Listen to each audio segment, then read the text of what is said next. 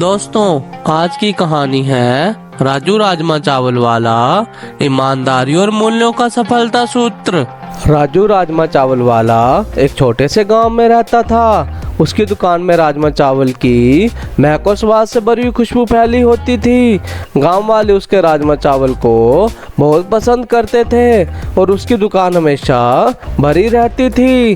राजू का सीधा सा हृदय और आदर्शवादी विचारधारा उसे गांव वालों के बीच बहुत पसंदीदा बना दिया था। उसका मानना था कि यदि व्यापार में सच्चाई, ईमानदारी और उत्कृष्टता रहती है तो लोग हमेशा आपके साथ होते हैं। एक दिन गांव में एक अमीर व्यापारी आया और वह राजू से मिलने का इच्छुक था। उसने राजू को उसके साथ मिलकर व्यापार करने का प्रस्ताव दिया। राजू ने ध्यानपूर्वक उसकी प्रस्तावना सुनी और उसने व्यापारी को अपने सिद्धांतों के साथ मेलजोल करने का प्रस्ताव दिया। अमीर व्यापारी ने उसे अच्छा खासा सैलरी और बड़ी सी दुकान का प्रबंधन सौंपा। धीरे धीरे उसने राजू की दुकान में कुछ बदलाव करने का प्रयास किया ताकि और भी ज़्यादा लोग आए और उनका व्यापार बढ़े।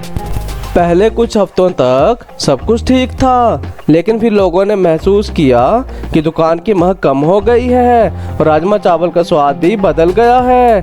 वे अब राजू के द्वारा पहले की तरह संतुष्ट नहीं थे। एक दिन राजू ने अमीर व्यापारी से मिलकर कहा, साहब, हमें समझ नहीं आ रहा है कि हमने कैसे इन राजमा की महक और स्वाद को गवा दिया है। अमीर व्यापारी ने कहा, तुम्हें व्यापार की दृष्टि से सोचना चाहिए राजू।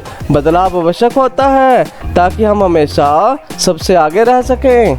राजू ने मुस्कुराते हुए कहा, साहब, मैं यहाँ अच्छे स्वाद और महक वाले राजमा चावल बेचने के लिए आया हूँ और मैं इसे बदलना नहीं चाहता। यह मेरे और मेरे गांव वालों के बीच एक विशेषता है। अमीर व्यापारी ने उसकी ईमानदारी को समझा और अपने बदलावों को वापस ले लिया।